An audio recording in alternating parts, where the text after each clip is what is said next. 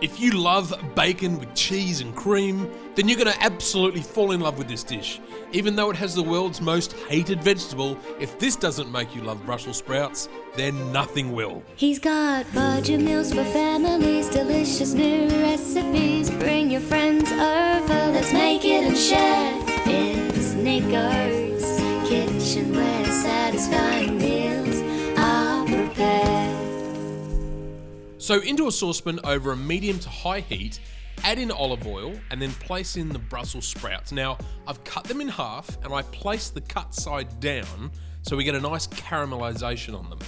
Brussels sprouts have got a bad reputation for tasting horrible, but trust me, it's all in how you cook them. In this dish, they taste just like a sweet cabbage, and don't get me started on how good they are for you. So season them with salt and pepper, add another splash of olive oil on the top and sear them for several minutes. Then I add bacon, which I cook down until slightly crispy but still juicy on the inside. I turn the sprouts over and you can see that nice brown colour they have on them. You want to do that to the other side as well, so stir them around.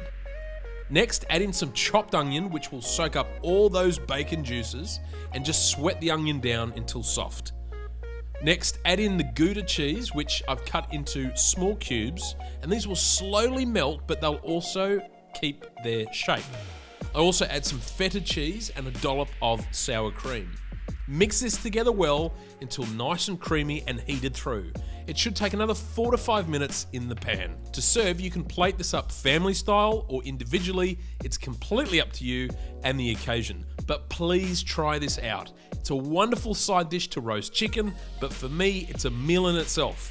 And it's so delicious, it will have you craving Brussels sprouts like never before.